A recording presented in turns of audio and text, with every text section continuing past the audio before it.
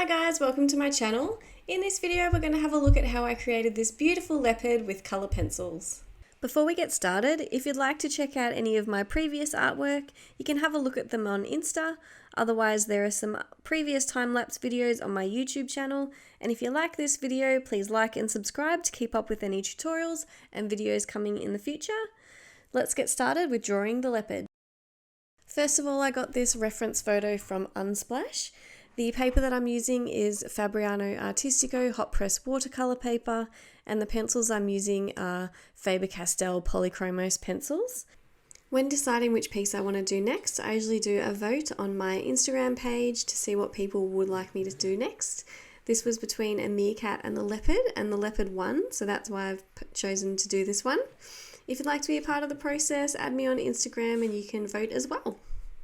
So this portrait took about 18 to 20 hours from start to finish, and I'll put the colours of the pencils that I've used in the description below so you can see my colour picking selection. And if you do attempt a leopard or this portrait in particular, please share it with me on Instagram or let me know in the comments how you went or if any of these techniques helped you today.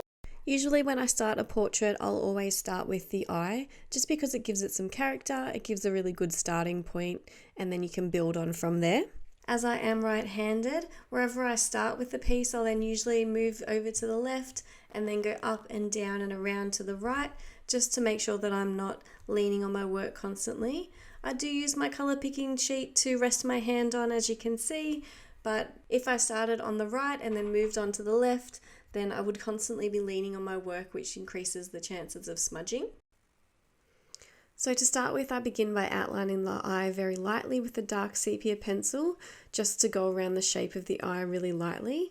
Then when you're happy with the shape of the eye, you can go in with a firmer pressure and outline the iris and the pupil. Next, I go into the highlight with a white waxy pencil, and in this case I've used the holbein soft white to put down a wax resist, which will preserve the white highlight. Then I use the warm grey one in small circular motions to fill in the iris, and then start to build up the light blue tones and then the mid tones. And then I use the white holbein pencil to smooth out the layer to make it smooth and glassy looking. And then finally I go in with the darker details.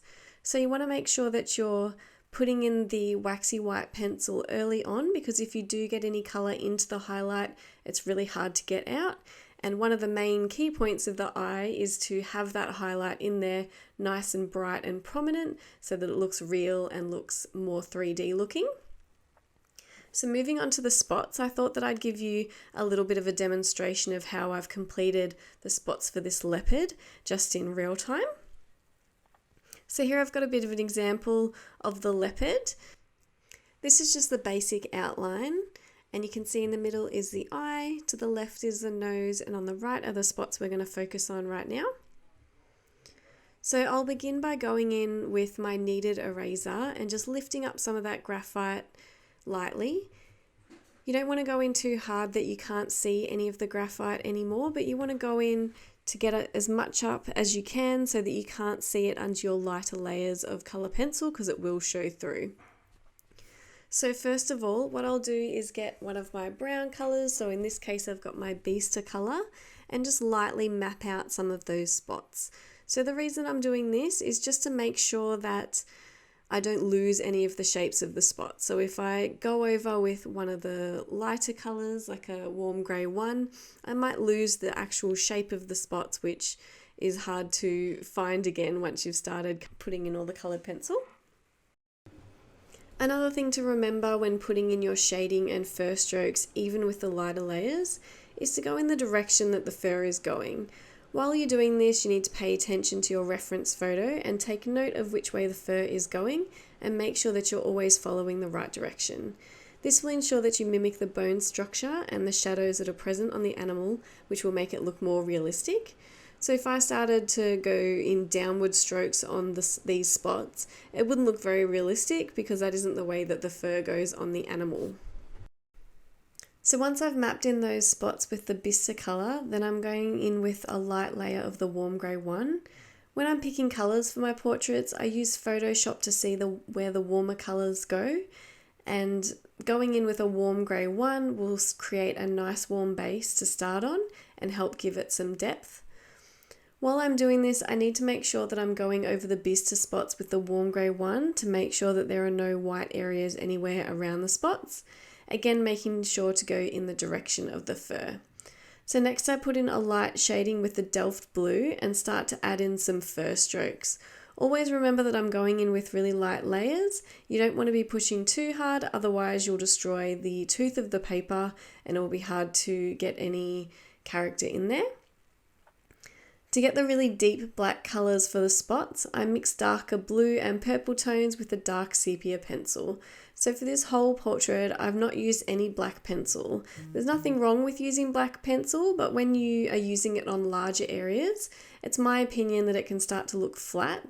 But for some of the smaller areas, it can really make it pop putting some black in there. For these spots, I've gone in with the layer of the bistre, then the warm grey one, the Delft blue, dark sepia, and then more Delft blue and dark sepia again. So you can see now that the layers are starting to get deeper and I'm starting to get the colour that I want. I'm starting to add in some fur strokes coming either side, left and right, of the spot. So this is to give the effect that the spot and the fur is overlapping the other fur. So for the right hand side, I'll make sure to flick my fur strokes to the right hand side so that it gives the impression that the black is going over the orange and lighter colours. And then on the left hand side, I'll flick my pencil off to the left to give the impression that the lighter colours are overlapping the black colours. So you can also see what I'm doing here when I'm doing a couple of strokes and then I'll flip my pencil around.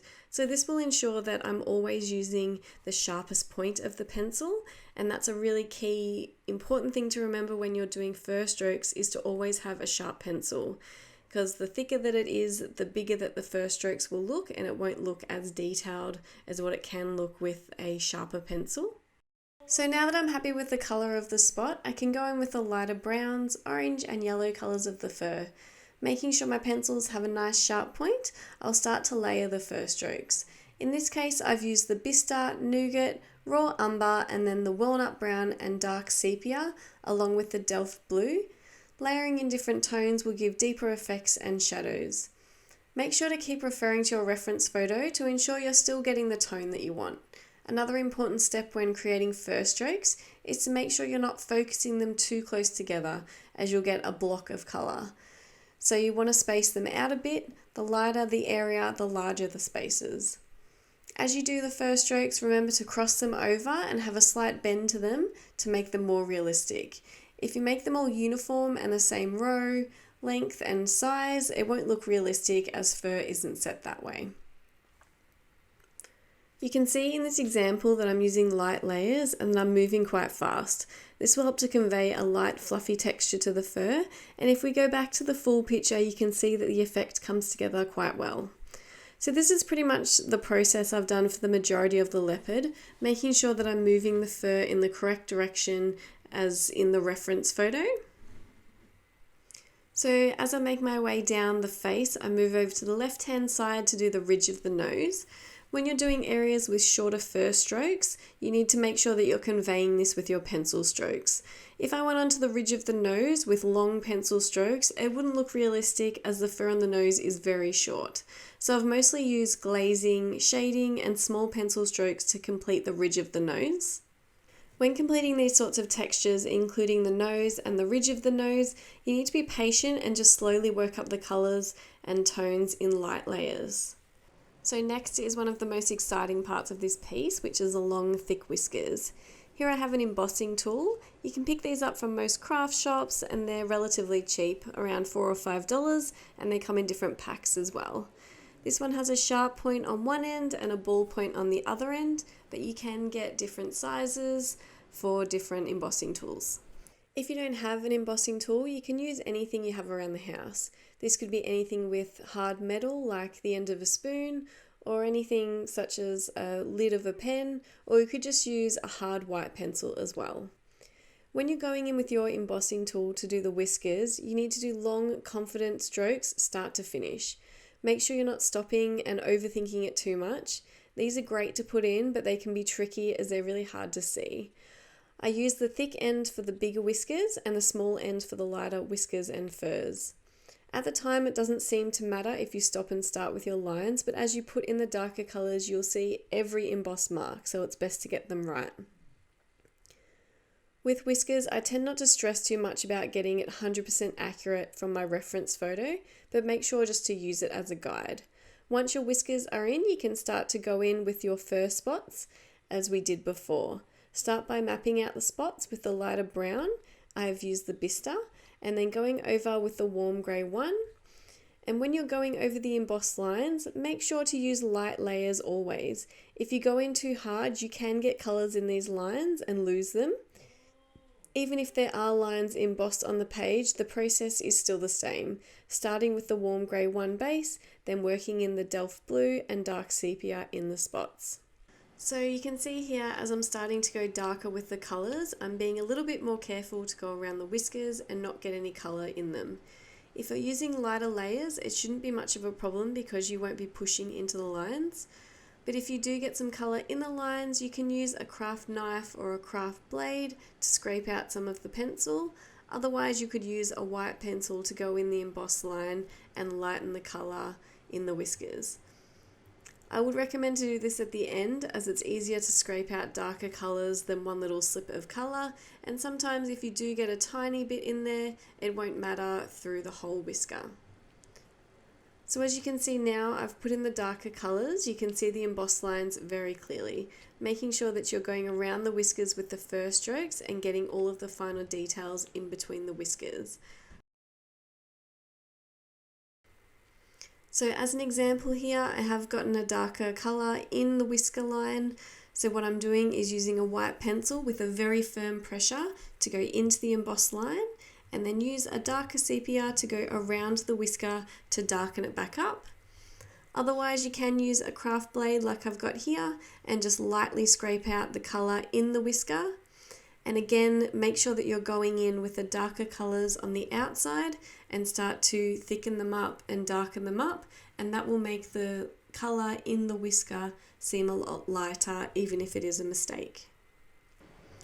So to finish off our example of the whiskers, I've gone in with a harder pressure, and now I'll go over all of the whisker marks with the lighter brown colour so you can see where I have done those emboss marks. So you can see they are very clear, they are very prominent, even if you can't see them when there's no colour on the page. That's why it's important to make sure that your strokes are long and in one, and also have a bit of a curve to them. So if you have a look at whiskers, they don't go in a straight line, they have a little bit of a curve and they cross over each other. So it's important to also make sure you're doing that with your embossed lines, not just with your colour pencil fur strokes. As we move down the face onto the chin, I've added a few emboss marks as well on the chin to help portray that sense of long, scraggy fur. I've also added a few warm grey one and ivory furs off the edge of the chin to make it look more fluffy. Further down the neck of the leopard, you can see the whisker marks start to come out really clearly. It does take time to carefully blend in between the whiskers, so remember light layers are best to start with, and then add in the fur strokes in the direction that the fur is going. So coming off the face and going further down the neck, as you would expect, the fur starts to get longer. So I'm paying attention to my reference photo and starting to add longer fur strokes to make it look nice and soft and fluffy. At the end of this piece, my camera ran out of battery, so I actually spent about an hour going over the neck and blending everything in, also using the holbein soft white pencil. When getting to the end of the piece, remember to keep being patient and continue to add the detail that you have previously. I know once you start to get to the end of a piece, you might be getting over it or wanting to finish it quickly, but by putting in those details, it will really pay off. Once I finished this piece, I had a break from it and stepped away overnight. Once you come back with fresh eyes and step back and have a look from a distance, it's easy to see if any changes need to be made to your values or you need to make any changes at all. So this is my finished piece of the leopard. If you've enjoyed this video, please let me know in the comments below and give me a like and subscribe to help support my channel. Let me know if you would like to see anything in the future, or if you've attempted a leopard like this, or any of these tips have helped you. I'd love to know in the comments below, and I will see you in the next video. Thank you.